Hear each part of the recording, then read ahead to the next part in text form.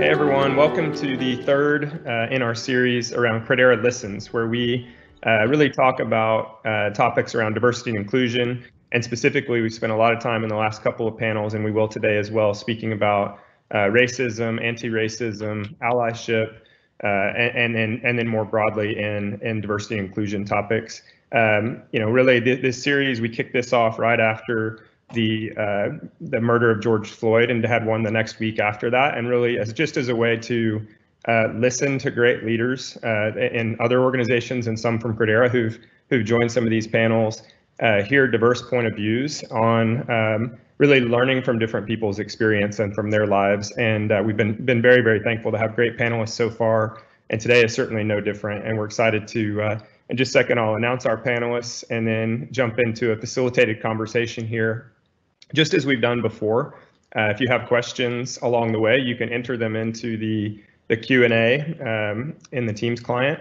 And then at the end of the session, I'll review some of those questions, ask our panelists if you have things that we don't cover as part of our sort of scripted agenda. So without further ado, I'll jump into the introductions, and I'll first start with Shuping Shen. Shuping, mind waving for us? So Shuping is a partner at McDermott, Will, and Emery, private counsel in the private client department in the New York office, focuses on his practice on trusts and estate planning. And I thought this was a really interesting note. So prior to becoming an attorney, Shuping was the administrator and cataloger trainee in the Chinese Works of Art department at Sotheby's Auction House. So probably knows a bit more about art than I do, that's for sure. So Shuping, thank you very much and welcome. Thank you. We have one panelist who hasn't joined us quite yet, so I'll save that introduction until he's able to join. Linda Mann is our next panelist I'd like to introduce. She is Chief Experience Officer of MBO Partners. So prior to joining MBO, Linda spent 15 years as a management consultant, 7 years as a director at PricewaterhouseCoopers, where she led several enterprise-wide initiatives, including overseeing design, development, and launch of the PwC Talent Exchange. She holds a bachelor's in management information systems from the University of Arizona and an MBA from the University of Leuven in Belgium. So JTC, you probably know that place. That's your home. Very good university. Next up, Summer Wright Collins, who is the SVP of Design and Innovation at Blue Cross Blue Shield. Summer serves as Associate Vice President of Design and Innovation at the C1 Innovation Lab, which services the members of Blue Cross Blue Shield in the states of Illinois, Texas, New Mexico, Oklahoma, and Montana. That innovation lab was launched in the fall of 2017 with a focus to build the company's customer-first culture and generate new opportunities for solutions. Thank you, Summer, for joining us. And then last but not least, Justin Thomas Copeland, who is the newly appointed North American CEO of DDB worldwide. Huge congratulations to you again, Justin, on that. That's a big deal, and very, very proud of you for that. Justin has over 25 years of experience in the communications and digital transformation industry, from being a childhood gamer and coder to graduating with honors from the BSc Honors Business Information Systems. Justin marries an innate love of technology with a natural business instinct. And he's also an incredible person. I've gotten to know him quite well over the last couple of years, and great guy, and thankful he's here. I thought this note was interesting, Justin. I didn't know this about you. So outside of marketing, Justin has also set up and run his own business and partnerships since the age of 19, including retail fashion boutique, a restaurant, record label and studio, a security collective, and a digital transformation consultancy. So truly a Renaissance man there, a little bit of everything there. So Justin, thank you very much and welcome. And then Gerald, I see you've been able to join now. Thank you. I'm glad we were able to get you in through the technology. Gerald, you're on mute. I'll have you come off just a second. So Gerald is a senior principal at Microsoft, where he works in the manufacturing and supply chain operations and technology. As an executive, he's got a passion for innovation and 20+ years of experience of bringing together diverse teams to achieve truly amazing outcomes across those enterprise type companies. So those are our panelists. We're welcome. We're very thankful to have each of you here with us today. And now I'll jump into some of our questions. So for each of these questions, I'll point it at one or two of you. And then if someone else has something you'd like to say, though, please just jump in at the tail end of that. So we'll start with Linda. Linda, why is it important for you to be on this panel? Why are you doing us this favor? I think this is becoming very personal for everyone. And, we started before the call talking about kids, and I have a daughter who just started college. And so I remember it was Saturday, May 29th, my 18-year-old daughter, she came to me and she told me she's going to join the protests for George Floyd in downtown Chicago, right? She's sort of a soft-spoken person, right? And, you're sort of, it was not typical of her, right? But, still waters run deep, and she has this really strong, quiet conviction. And I have to say, my level of respect for her just like increased even more that morning, right? That she took it upon herself and was going to do that. She's always been a competitive swimmer, and she sort of was always one of these girls who she stepped on the swimming block very quietly while all these girls are posturing, and I would be worried that, oh my gosh, they're intimidating her, and then she would just jump in and and kill it. And I learned a lot from her. And that morning she took her mask, her poster, she left the house, right? And she demonstrated she has a voice, and it sort of reminded me, I have a voice, we all have a voice, we can't ignore it, And I think being a member of this panel is a way to further contribute, right? This is clearly not a problem that's going to go away on its own. We need to solve it, right? But you can feel the momentum and energy in the air, right, around this topic in the U.S. and in the world, right? So I think, so I'm really honored to be here, because I think if I can do anything to help to inspire and encourage even one other person to use their voice in whatever way they're comfortable, right? Everyone has their own way of doing it, but I think it's important that everyone think about what their personal part is in helping to solve this. Love that, Linda. Love that story of your daughter. That's awesome. Summer, same question for you. Why was it important to be part of this panel today? Yeah, well, thank you for having me. First of all, I think this is amazing, and these conversations are really important. For me, my journey started many years ago when I was coming out of undergraduate and, in kind of medical research space, and we were doing some work, and I worked, just on this team, tremendous team. But at the end of the day, the presentation and the way in which we delivered the results fell on the shoulders of just a single physician. So wasn't involved with that. And I remember right before the conference, this physician presenter turned to me and said, "This is awesome work. Thank you so much. I can't wait to present." And I thought, that is amazing. It was no hard feelings, but at the same time, I knew that I needed to be a louder and a stronger voice in a space that I didn't really see a lot of voices or hear a lot of voices similar to myself. And so I promised myself super early on in my career that I would never be standing by, quiet, diminished in any way, or not have that opportunity. And so we'll talk more a little bit as we go on in terms of how that connected to my professional career. But essentially, it's two reasons, just simple two reasons that I'm here today. One is to really live in the space that I have, that we all have, to share perspectives and help connect the dots between us. And secondly, to help build muscle memory around conversations like this. It's really a tough moment that we're in. And part of the reason why it's tough is because we don't have the practice. We don't have the words. We don't have the authentic way to kind of talk about these kinds of things. So opportunities like this, I think, become very important for us to get those and to collectively build on that as a team and as a, kind of professional organization more broadly. So I'm excited to be here. Thanks for having me. Absolutely. Thank you for being here. And that last point you made about the muscle memory, I think, is so important as we try to all embrace this together, that these conversations can feel very uncomfortable. And I think it's good that they feel uncomfortable, like it shouldn't be comfortable. But it's also important that we develop at least enough confidence having the conversations that we don't shy away from them. And that goes, I think, on probably all ends of the spectrum in terms of for white people, for Black people, for people of all different backgrounds and colors. We get comfortable enough, but then are also willing to lean in and be a little bit uncomfortable, because I think that's part of the way we have to move it forward. Gerald, are you still, I lost video of you. I'm not sure if you're still able to join, but I'd love to get your thoughts on why this panel was important to you, if we have good connectivity right now. Yeah, hey Justin, thanks for having me. Are you able to hear me right now? We hear you loud and clear. All right, great. Well, hey, I'll just share one of the things that it's important for me to be on this panel today is because over the last 25 years, I've really been through a journey around diversity and inclusion, programs since I was an intern 25 years ago, right? And what I've recognized since then is now more than ever, the world is smaller, it's more connected, and there's talent everywhere. I think it's time for us to evolve the narrative from tolerance to true inclusion, so that we can really learn from each other and evolve as a community. And I think today's conversation, it's important to be here today to just share that and to enable progressive thinking companies like yourselves to be on the forefront of breaking into true power of inclusion, like the magic that happens when people of different backgrounds and different experiences come together.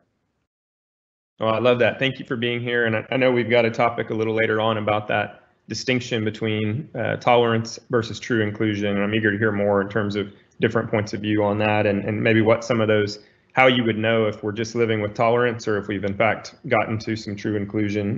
Eager to hear more about that. Next question, I'll go to Justin for you first. So at what age were you first taught about race and culture, but race specifically? Yeah, first of all, I want to thank you, Justin, for the invite. I think this is fantastic. I love the way that you're stepping up, and you did it early as well, which really kind of made an impression on me. So this is great, and I'm honored to be amongst everyone. Great question. The simple answer is I was never taught about race because I was brought up in an environment in London which was very racially tense and charged. We're talking the 1970s. We're talking, black people, brown people, and even Irish people as well in the UK. There was discrimination across different lines. And so it was always something that was, we were just aware of it. I mean, my brothers, my mum would always talk to us. She'd make sure that we understood how we were carrying ourselves and why that was important. Most oftentimes not to attract attention. She was not worried about our behavior. She was worried about us not attracting attention. So I grew up very aware of race. I also grew up opposite a family. We lived in sort of public housing. It's funny because I've got sort of two sides of our family. But we loved where we grew up. We grew up in a very mixed racial area. But directly opposite our front door was a family who were a National Front family. And they were an active National Front family. So I'll leave you to imagine what that means. And so, we had a standoff. My mum is fearless. Bless her, she's fearless. And being a single mother, raising three boys, she made it clear that her boys were off limits.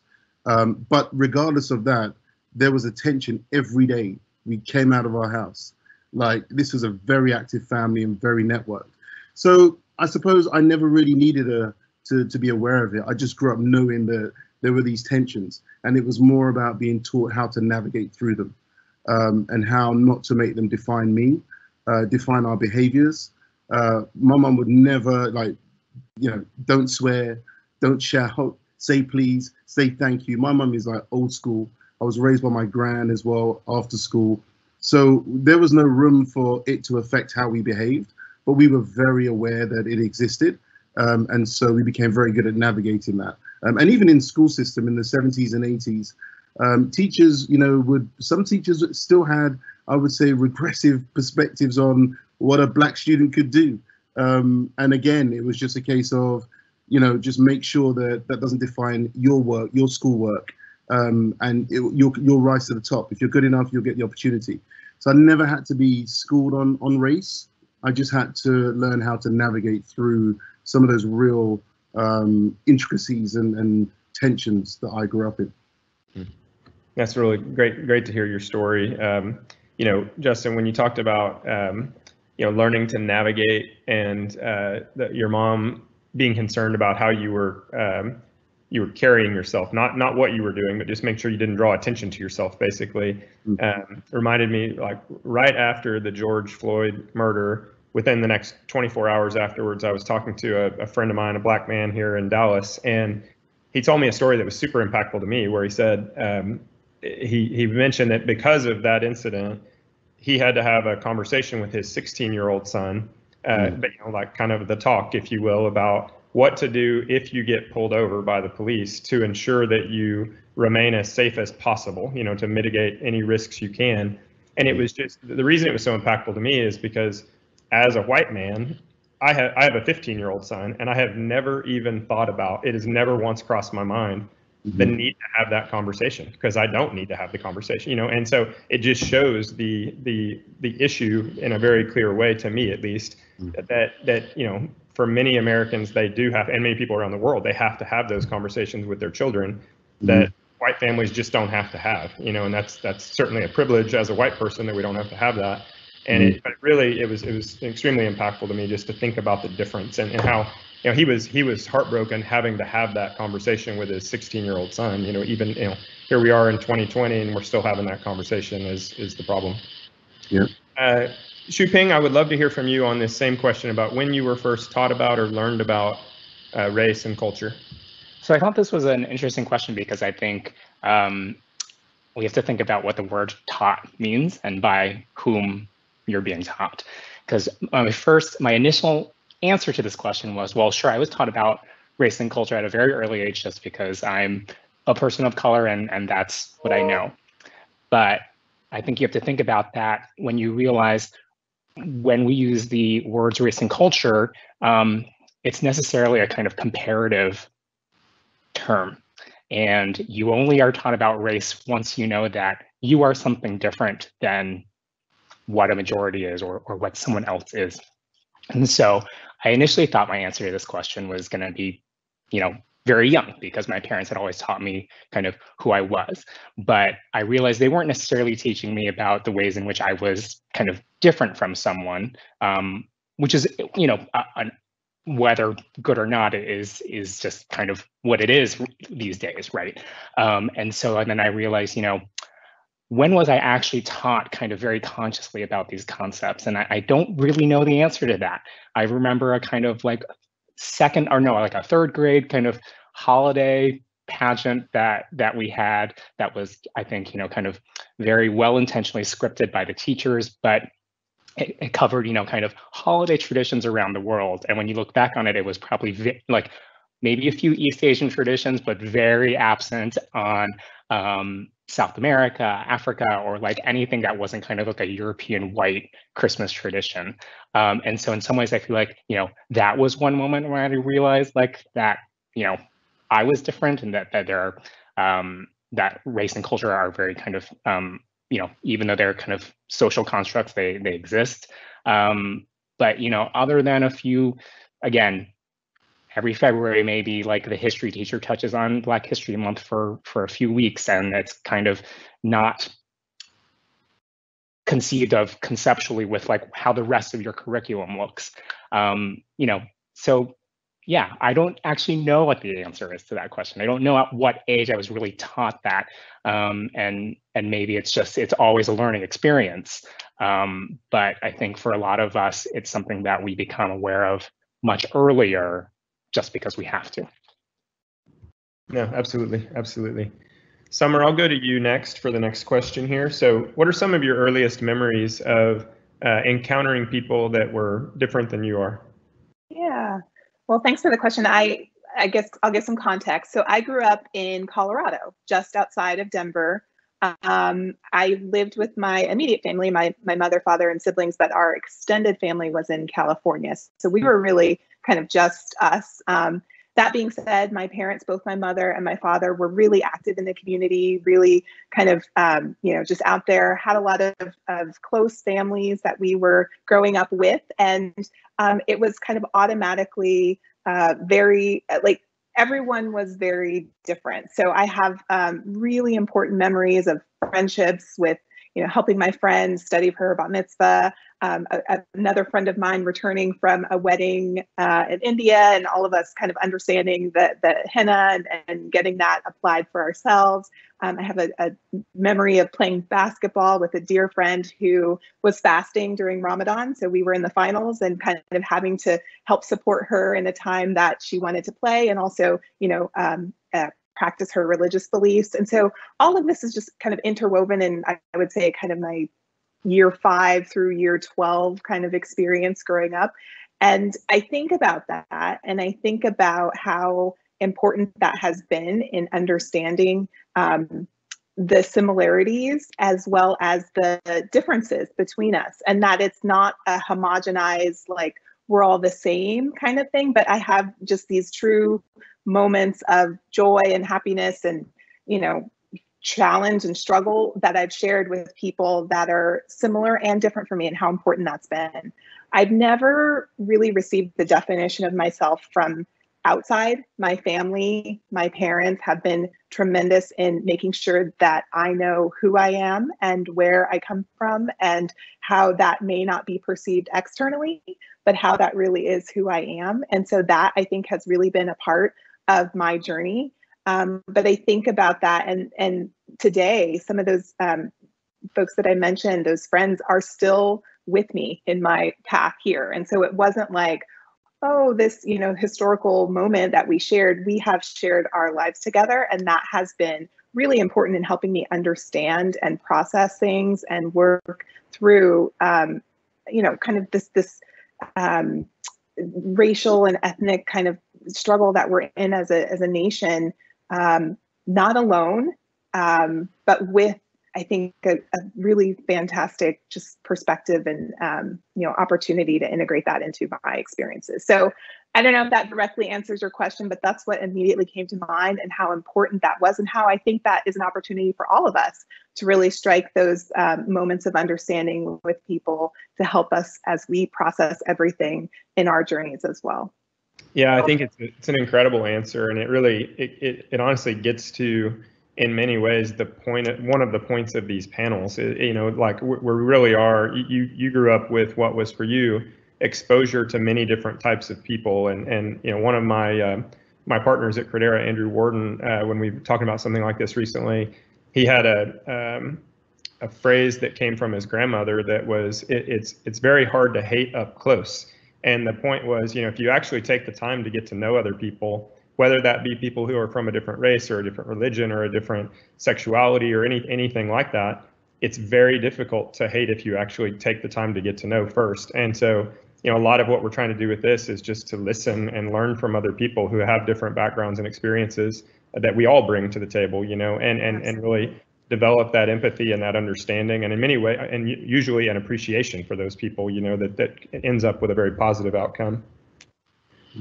Next, I'll go, Justin, you first. So have you been able to effectively practice unlearning related to any biases you may have or previously developed perspectives? How has your point of view changed at some point around something you held pretty firm at one point that you now see differently? Yeah, great question.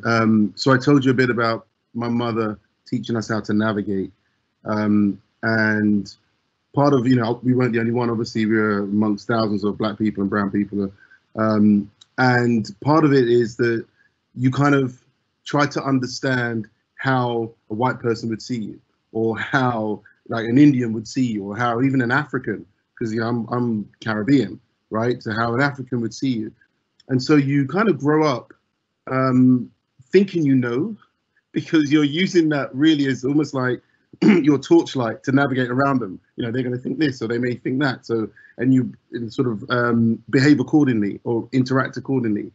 And I think until I went to university, and to your point, really like got up close and met a lot of different people and made like friends. And it wasn't that I didn't have like a mixed group, but we were all sort of like fighting for a better life, and, you know, we were all sort of navigating. But I didn't see that. I didn't meet people that were navigating when I went to university. And I think there I definitely had to deconstruct a lot of what I thought, you know, was the perception of me, because I've been doing it like 18 years. You know, so regardless of whether you think you're the most open-spirited person, you're going to have some, you know, preconceptions, right? And so it's funny because, you know, of my very, very closest friends, like they're my brothers, one of my friends is from Scotland, and you look at him, you think he's probably a geography teacher, right? And he tells me to this day, you know, when I met you, you thought that it was this, and you thought that I thought this of you because of those preconceptions, right? You thought you were the guy from London and you had to do this, and you spoke to me in a certain way. But he was right. And those are good reminders. I've got like real friends who do call you up on that. And as I was growing up from university to graduating to first jobs, and you keep those people around you, and then you bring more people into my fold, which I did, I had to change. I had to change. And it was quite a natural process. What, I thought they were, how I was being perceived, how I would interact, being much more relaxed, less guarded. That was a process in and of itself. Really being able to judge anyone on how they treat me. I mean, my mum taught me to do that, but it was difficult in London when I was growing up to do that authentically. I had to learn how to do that. You make yourself vulnerable. Not everyone's going to be thinking the same thing. So those are new behaviors that I would say from the age of maybe 18 to mid 20s. I really had to unlearn a lot of bias that I had because I was using all those biases as tools, if you will, but it was no longer relevant to the world I was stepping into. I was becoming a family man. Our daughter was born, and there were bigger things happening in life. I was starting my career. I was in meetings with people that were very different from different backgrounds. I couldn't afford to hang on to those things. So I think the unlearning process was necessary, and it was just part of me evolving into being a grown-up, being a father, and being sort of a professional. But it was really needed because I realized that I'd use those tools, but probably to a fault. What a great answer and just story in terms of the defense mechanisms in many ways that you had learned or been taught to keep you safe in certain situations had become a hindrance once you entered a new environment. But good for you for the willingness to unlearn. It's not an easy thing to do for sure. Shuping, same question for you. Would love to hear your point of view on anything like that you've had to unlearn. Yeah, I think we all do, because as you grow, you just realize your perceptions are just have only been formed in a certain way. And I thought one thing I think the initial experience is always thinking like, what is a non-white experience? And then at least now we're far enough along that we realize that there's an experience of being Asian or Latinx, gay or Black. But I think we also forget that then within those subgroups, there are other nuances to that, whether you are first generation, whether you are the immigrant, or the experiences that your parents have had. And I think it's often very easy to just lump in the Asian experience, the Black experience, and we must realize that it is very different for a lot of people. And while the issues, maybe the broad issues, are very similar for a large swath of those groups, it's not going to be. Our firm in the last few years has had a racial and ethnic diversity conference for all of our attorneys of color. And one tool that they have directed us to, and maybe this has come up for some of you or in other conversations that you've had, there is a Harvard website about implicit bias, which you can go to. There are multiple tests, ranging from your kind of perceptions of transgender, race, age. And when I was kind of directed to that website, everyone thinks that they're just so kind of open. And then when you do these tests, you realize, ooh, I do have some implicit biases that I just wasn't aware of. They're implicit, right? So I found that going to that was kind of helpful to help me understand like where I kind of was, and then actively trying to figure out how to unlearn those biases. And I think also what's been useful is, particularly with George Floyd and the kind of outpouring of people wanting to learn now, which is really great. I think there have been a lot of good teachers and I guess, for lack of a better word, influencers on various sites that I think have been very useful to me to just consider thinking about those nuances of what it is to be non-white, but then also what it is to be another subset of whatever group that you're a part of. That's great stuff there. I've done that same bias, assessment. We did it as part of a Young Presidents Forum group, and then discussed each. Fascinating exercise to do because, I'd say probably everyone will find you have some sort of a bias, and and often multiple. and it's really helpful to understand what they are, and that it's not always just the 2 or 3 things we tend to put in that list. There's a long list of things we may have a bias against, and it's important to be aware of that. For the next question, I'll start with Linda, and then Gerald, I'd love to hear you expand on a comment you made in the opening. So Linda, how have you seen results from cultures that promote inclusion versus tolerance related to diversity? Yep. So I thought about this and I tried to think of a ethnic culture, but I couldn't think of one. And then I realized, back to my kids, who I think is the hope of all this, right? I'm encouraged that our kids will really bring us forward a lot around this issue. But they go to a school, it's a private school in Chicago, it's affiliated with the University of Chicago, and they go to this private school because it is probably one of the most diverse private schools in the city of Chicago, because of the neighborhood it's in, because of the type of faculty and employees the University of Chicago attracts. So it's fascinating to me because my kids don't notice what anyone looks like outside of, oh, that girl has really pretty straight hair, or like they have red tennis shoes on, right? But they don't even think about it. There's no sense of focusing on tolerance or inclusion. They just are inclusive naturally, right? Like they don't even think about it, right? If their biases are more like, oh, well, they play the same sport as me, right? Or they're in the same club as me. But it's really fascinating.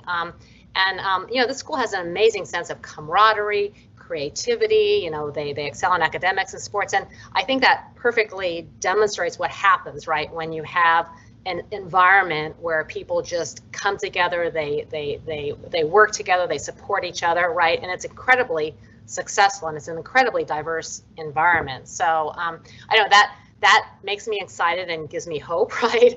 And it's very encouraging just to see how natural it is for them to be inclusive, right? And I think the more we can focus on this next generation and helping them to continue to live that, right, and not let it go away, it's really important, because this stuff is very deep-seated, right? And so it's hard to unlearn, right? And the more you can start with really molding our kids the right way, I think it's really important.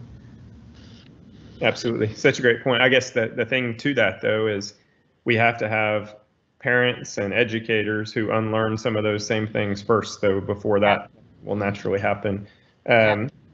Gerald, you brought this same term, phrase up during your intro earlier in terms of tolerance, compared to inclusion or versus inclusion. Would love to hear you just elaborate a bit on that. Yeah. So I'll talk about the difference that I've observed between tolerance and inclusion, and then I'll talk a bit about the power of inclusion and how lived experience impacts that element of diversity. First, growing up, one of the things that I was always, for whatever reason, always pulled into the diversity talk at work, and the conversation was always around tolerance. And I started to observe behaviors around tolerance. People unintentionally are introducing some sort of a power dynamic, right? It's the tolerator and the tolerated. And so that's not on equal footing.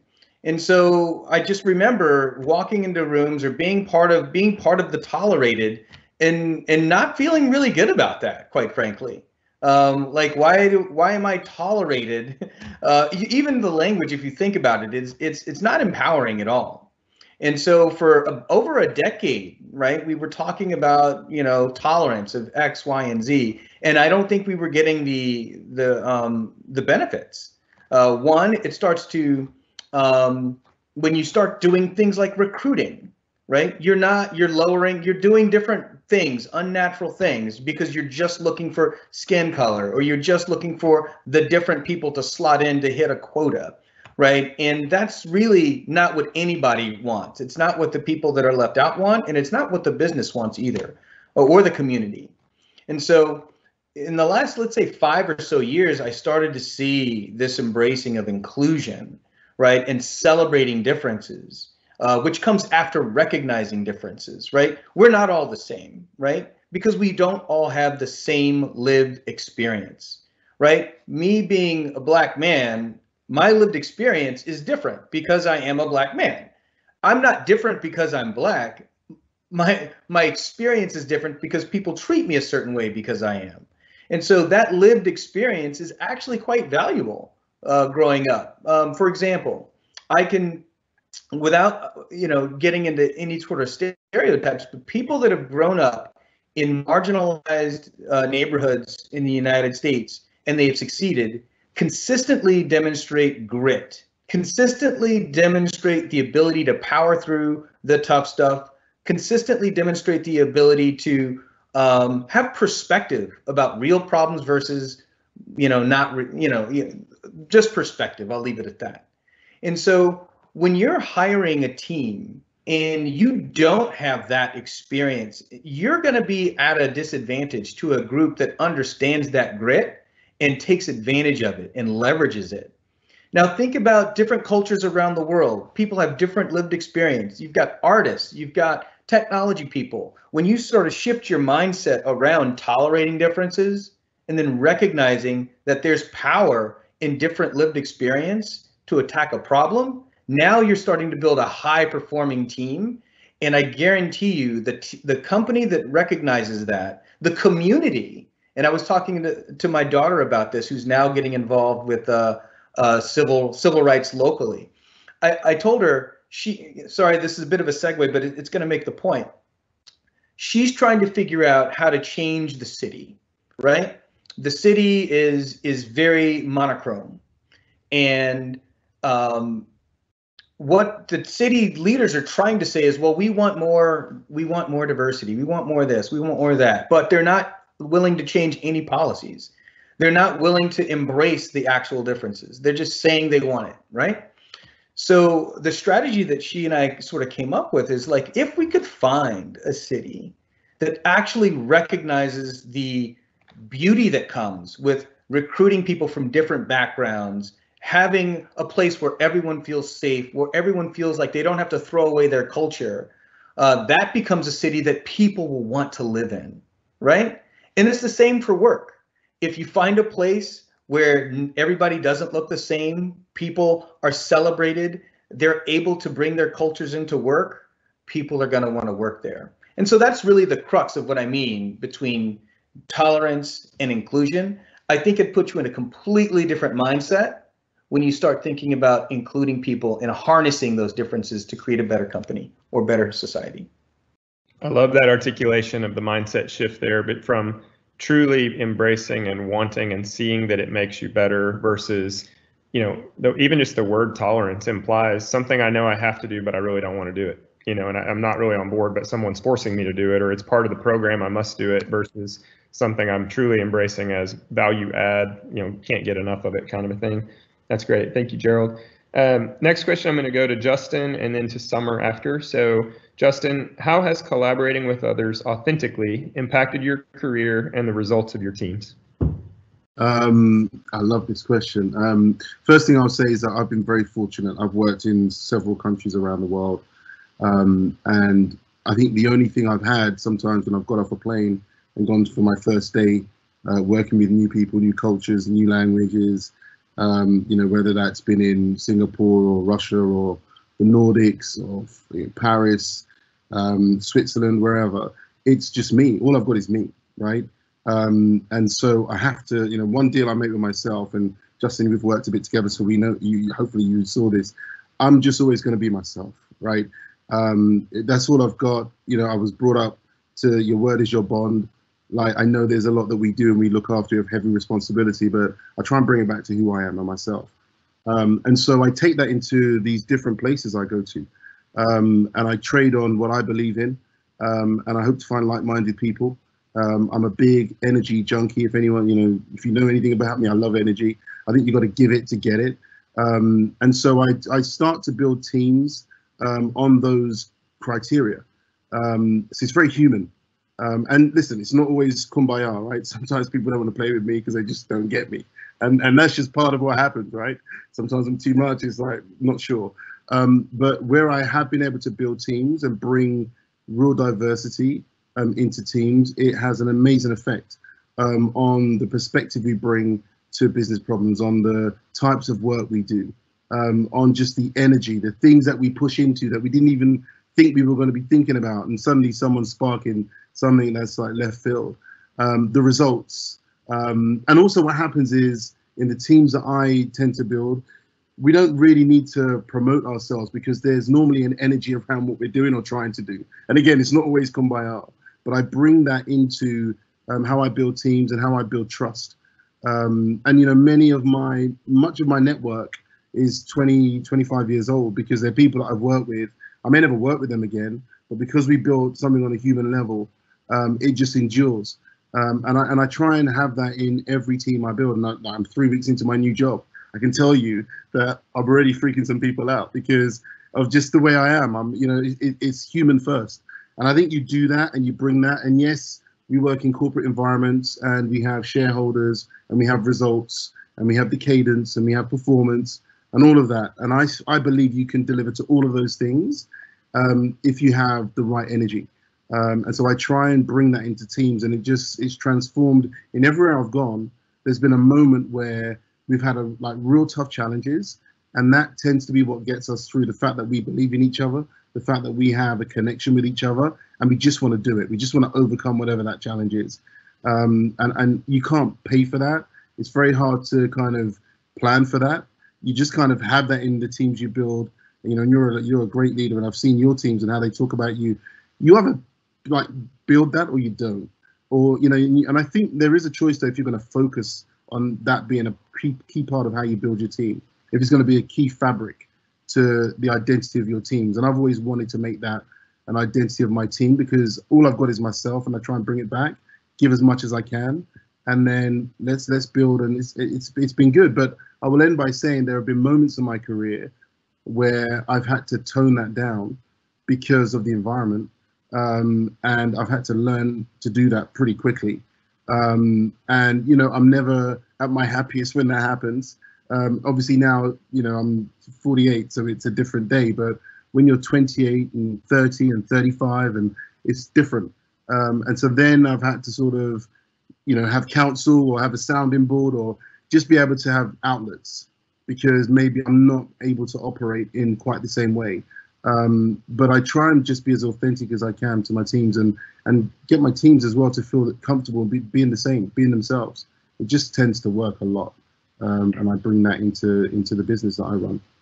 No, it's great. And I can speak firsthand to Justin's authenticity and energy and just the quality of his leadership. And yeah, Justin, I'm just, you know, I really enjoy seeing the success you're finding while being yourself. I think that's an incredible testament to you that you're doing it your way, meaning you're being you. So, Summer, I'll go to you next. Same question about authenticity and its place in the way that you work with people.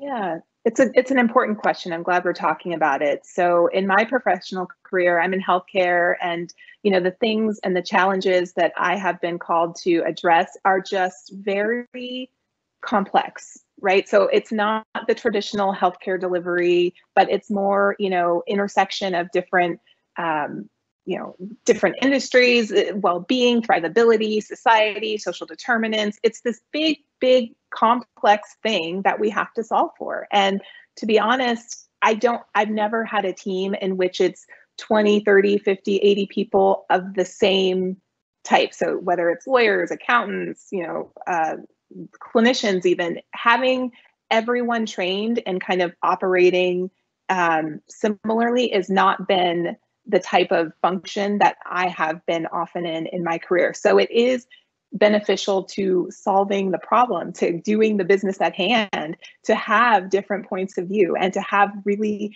energized, experienced leaders in a myriad of different, you know, backgrounds, designers, clinicians, engineers, you know, data folks, technologists. It's so important. And that does not stop at professional, right? You bring that when you bring your background, when you bring your life experience, your point of view. And when you do that, and to Justin's point, you can't just bring everyone in and expect magic to happen. You have to build the trust. You have to have the commitment and the safe space within the team to be authentic, to support each other when something happens, to know that, you know, that harmony is going to persist regardless of the outcome of the project, that we're going to work together.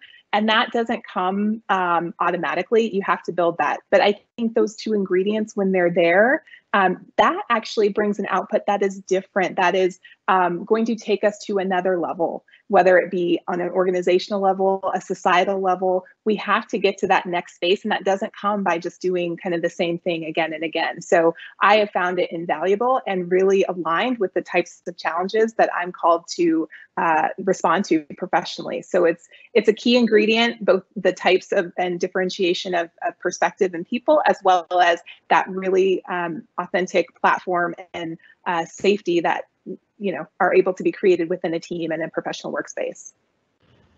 That's great. It's a great segue, Summer, into the next topic, and it's really about how do you foster an environment within your teams that makes it safe and at least comfortable enough to talk about some of these uncomfortable topics, like very relevant recent topic around Black Lives Matter. And so, Shuping, I'd love to go to you first, but how do you think about fostering that culture and that environment within your teams? You're on mute. You're still on mute, Shuping. Yep. All right. Sorry about that. I'm gonna, I think, extend a little bit from what Summer was saying. But I think one of the things is, we have to get, you have to get the right people into the room to hear what these issues are. I think I mentioned that, our firm has had for the last few years a diversity conference, and it's kind of great when you're all in the room together and you all have kind of similar issues and you can kind of understand where they're coming from. But when leadership is excluded from that conversation, or they're just not present because it doesn't initially feel like it's an issue for them, that's not really useful for the organization as a whole, right? So what we've done recently is, for those attorneys who want it, we do have affinity groups based on basically race and gender and sexual identity. But that's kind of the first step, providing the safe space for people who want to talk about these issues and figure out ways that they think the organization could change or address these issues, and then actually bringing that to the people who are making those decisions. And then I think once you start getting those people in on that conversation, they recognize what the issues are. As they see, like, why do some of our younger attorneys not end up making partner or not staying at the firm? And then we can more substantively address how that works. And then that's when you start getting those young people into the leadership positions, et cetera. And I think, our firm has been trying to also, we recently had a really great panel where we had, kind of 6 different attorneys, and not just attorneys, also kind of some staff members who are all African American, speaking about their experiences at the firm and trying to be very frank about, what the firm has done well and what we could be doing otherwise. But it's really, it's not just about being comfortable talking about it, because it's almost innately going to be uncomfortable to talk about it. And as long as everyone recognizes that, as you get the people who need to hear it into the room, I think that generates, greater levels of comfort around talking about these issues. That's great. Thank you. Gerald, anything you'd like to add to that topic around how you cultivate that culture around the team? Gerald, you're still on mute too. Yep. Tricky mute button on us today.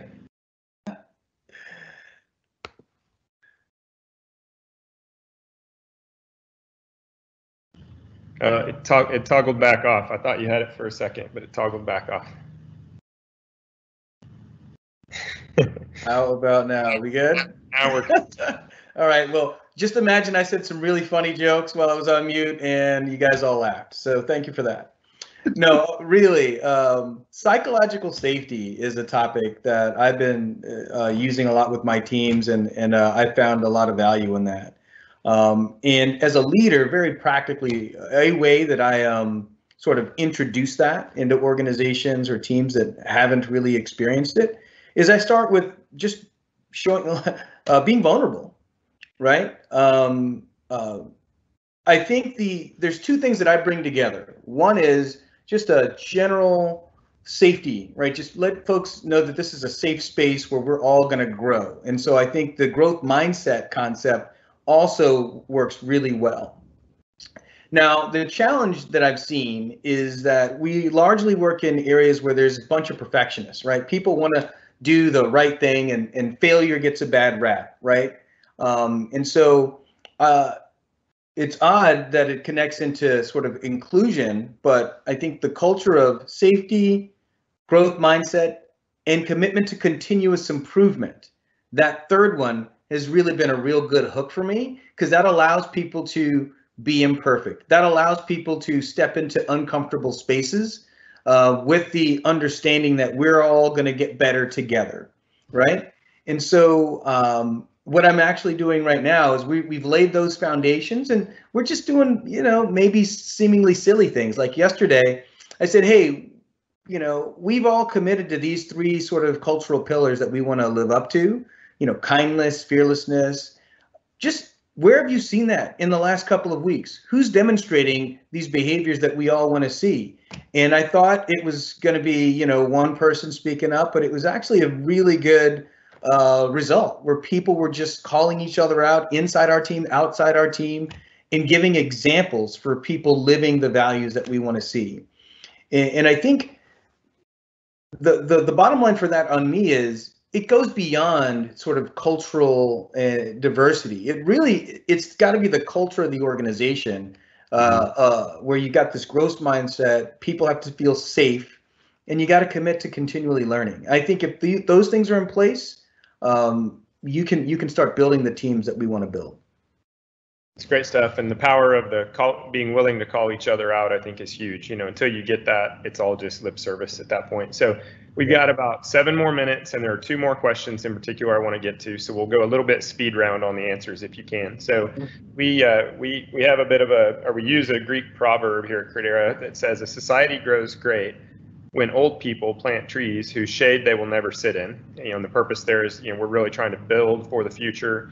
And build programs and build momentum into the future beyond what myself or some of the other leaders will ever actually experience in it. How does this quote resonate with you and the work you're doing to influence D&I at your company? We'll go JTC, then Summer, then Shuping with just a quick answer each if you can. I'll be really quick. So I grew up, my mum was an advertising exec. She worked in the industry for 30 years. She never got promoted. She had what I call the 3 strikes. She was black, she was a woman, and she was a working mum. She never put any blinkers on me not going into the industry. She was always encouraging, always be open-spirited. You'll get your chance. I think, that proverb, that saying says a lot, because I live in that. I think about the people that will come after me. I think it's about, I'm in a position now for whatever reason to make a difference and to lay a foundation that they will benefit from. I may go so far, but they hopefully will go further. And I think, if we can all have that spirit, then you can learn from who's in front of you, but you can also give yourself the wings to go further.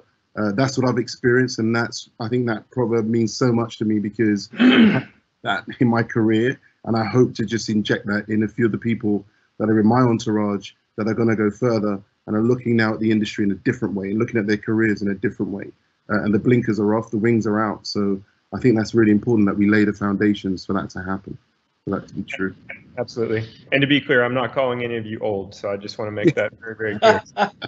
So, Summer, how about you? How would you answer, and how would you? Agree. The proverb is very powerful. I heard a great leader some time ago speak about being a good ancestor, like today, living in this moment and being a good ancestor. And I think that's really important. I think about, I was an athlete growing up and ran track. And so I think about like this intergenerational relay race.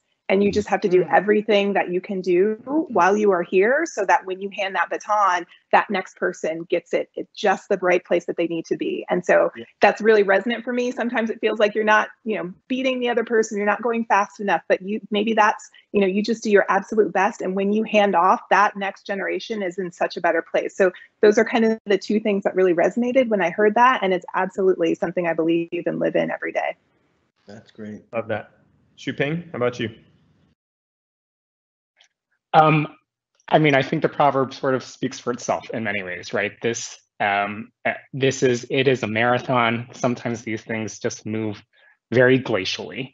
And I think it's very, maybe that's upsetting for those of us who are kind of living in the moment and want to see it improve now.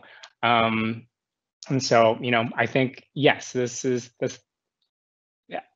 just describes, the path to true inclusion. It's not going to happen tomorrow. And as long as we all recognize that, I think that's okay. But there's always sort of like a better goal that we can be reaching for. That's great. Love that. All right, last question here. So there's a tremendous amount of momentum and conversation and consciousness in the United States and around the world right now around this topic. What do you feel like is and probably more people than ever who want to help and want to be a part of change, real change. What do you recommend as far as practically, like what's a good next step that people should think about there? And Linda, I'll go to you first, and then I'll let others jump in if you have something you'd like to add. Yeah, it's funny because as I listen to you all, your ideas and your thoughts even continue to evolve. So Justin, I'm an energy junkie too, so I love that comment. And then the other Justin, I like what you said about it's hard to hate up close, right? Mm-hmm. I think that because as I was thinking about all of this, and this is a slight tangent, I know we're going fast, but I think diversity goes away when you know people, right? And diversity should become about points of views and experiences, not about how different people look, right? And we know it's a good day when we talk about diversity that way, right? And I think that the best thing we can do is for people to realize that there's no silver bullet and just pick something little you can do, right? Like go tutor a kid or something, right? And realize that every little thing each of us does just contributes to it. And the best thing I think we can do is set an example, right? Just always do the right thing. And people shouldn't expect to do the right thing because they're told, right? They just do the right thing because they know it's the right thing. And people learn by example, right? Whether it's a coworker or a child. So I don't know, I think pick a little something that you're comfortable with. It doesn't have to change the world, but every little thing matters, right? What's personally important to you, right? And then lead by example, right? People are watching. That's great. Yeah, if I could, I was just going to say, if I could yes and to what Linda said, I think that's incredibly important. And a lot of our comments today have been centered around personal and individual. But I think there's I always like to do what I can from the seat that I'm in. So you have those personal experiences that you can create, but there's a lot of systemic changes that need to happen. And so we're in positions and we can create that change that is bigger than, just what one might do on a personal basis. I think we should not be afraid to step into that and to take those because we've got to do both. You've got to, do your part as a human, as a person, and then we have to really ask and probe as to why our systems are manifesting what they are and what we can do to address that. And we've kind of not spoken about that as much. So I just wanted to point that out before we end today, because it's going to take both. Absolutely. Yeah, great call. Justin, final thought from you? Yeah, I'd keep it really practical. I think reach out, help someone that's coming up, go into your network. Have you asked all the people in your LinkedIn if you can help them? People that entering jobs or trying to get promotions, can you give them a helping hand? Just keep it really practical and just commit to doing that. I've got a simple thing that every Sunday I spend an hour just like reaching out to my network. It's 1 hour once a week. I just do it. Just things like that, to the point that was just made. Do it, be active, commit to it, because it's about the next generation and passing that baton. And I think that's just simple, practical things that we can all do. Hey, Justin, can I just add one last thing? Go for it. Yeah, I would say I learned something from a leader once. He said, be curious before you be furious. And I think this is a time where something simple that you can do, if you think you're annoyed by a person or a race, or you just be curious and educate yourself. Sometimes it's as simple as having a conversation with the person. Other times it's reading a book and educating yourself on some history. But be curious before you get furious, I think, is something that every one of us can do right now. That's a great ad, Joe. Well done. Well, panelists, thank you very much. Like I said at the beginning, greatly appreciate you being here and sharing your experience with us. Our team gets a tremendous amount out of this, and I personally do as well, just hearing from you, learning from you, and having a chance to collaborate on this important topic. So thank you very much again. Credera people, good to see you all too, or at least you can see me, I think, so I can't see you right now, but good to talk with you, and panelists, thanks again. Really genuinely mean it. Thank you. Thank you, Justin. Thank you. Thanks for the opportunity. Yeah. Thanks, Cheers. everyone. Thanks, everyone.